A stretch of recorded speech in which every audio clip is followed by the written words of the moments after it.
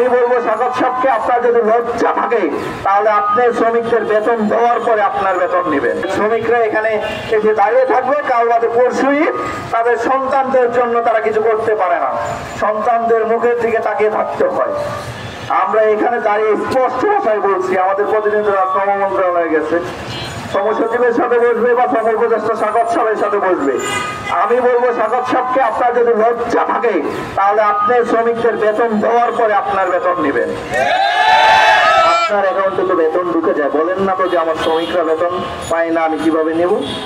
আপনি তো উচ্চ সুরে বলেন যে এদেশের মালিকরা দেশের বাহিরে যেতে পারবে না যদি শ্রমিকদের টাকা না দেয়, তাহলে কোন টার্মে যেটা এদেশের এই মালিকদেরকে বাহিরে চলে যেতে সহযোগিতা করেছে, আপনি এখন বলেন মালিকদেরকে ধরবেন, তাদেরকে কোনো ধরনের জেলে দিবেন শ্রমিকদের পাওনা দিয়ে না দিতে, তাহলে এই মালিকদের তো বিদেশে চলে গেছে, আপনারা এই বিদেশে যাওয়ার জন্য সহযোগিতা করেছে কে? তাদেরকে প্রকাশ্যে আনেন, প্রকাশ্যে এনে জাতির কাছে উপস্থাপন করেন যে এরা এই জাতির দুশ্মন, এই শ্রমিকদের দুশ্মন, আমাদের হাতে তুলে দেন, বাকিটা আমরা বুঝে নেবো যে তার কাছ থেকে আমরা আমাদের পাওনারি কিভাবে বুঝে নেব। আপনারা তাদেরকে সেফ জোনে বিদেশে পাঠিয়ে দিবেন আর দেশে বসে বলবেন যে আমরা তাদেরকে জেলে নেব বেতন ভাতা না দিলে।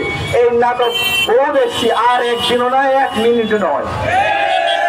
আমাদের বেতন ভাতা আজকের মধ্যে পরিশোধ করতে হবে, নয়তো পুরো টাকা সহ অচল করে দেবো। আমরা সারা বাংলাদেশের শ্রমিকদের নিয়ে আসবো।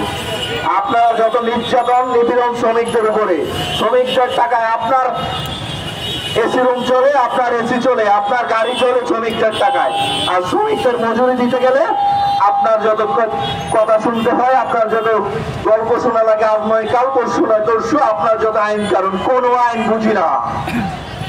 আমরা কাজ করি, আমাদের কাজের ন্যায্য পাওনারি দিবেন। আপনি চক্ষু রক্ত করবেন না।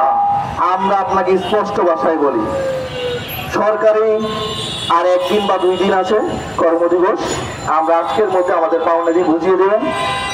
আমরা এখানে উপস্থিত থাকবো এবং সুশৃঙ্খলভাবে, জুলাইয়ের পরে শ্রমিকরা কোথাও বিশৃঙ্খলা করে না।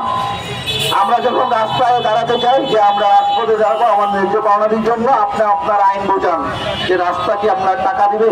আরে ভাই, আইন তো সেই বিশ্ববিদ্যালয়ের বাইরেও জানে, তখন যখন রাস্তায় যাবে তখন তো আপনি কিছু বলেন না। আমি আমার ন্যায্য পাওনারির জন্য রাস্তায় দাঁড়াবো না, আপনি আমাকে আইন শিখান। তাহলে তাকে বিশ্ববিদ্যালয়গুলোতে আইন শিখান, তারা কেন রাস্তায় দাঁড়ায়?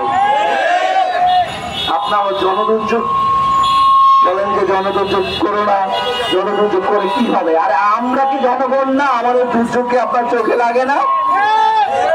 আমার টাকায় আপনি চলবেন আর আপনি বলবেন যে আমি কেউ না, আমি কেউ না। আজকে দিনের মধ্যে সেনা ব্রাঞ্চের টাকা পরিশোধ করতে হবে, আমরা কঠিন হুঁশিয়ারি দিয়ে বলতে চাই, এই শ্রম উপদেষ্টাকে আমরা এই শ্রম সচিবালয় থেকে বের হতে দিব না, আমরা ঢাকা শহর অচল করে দিব।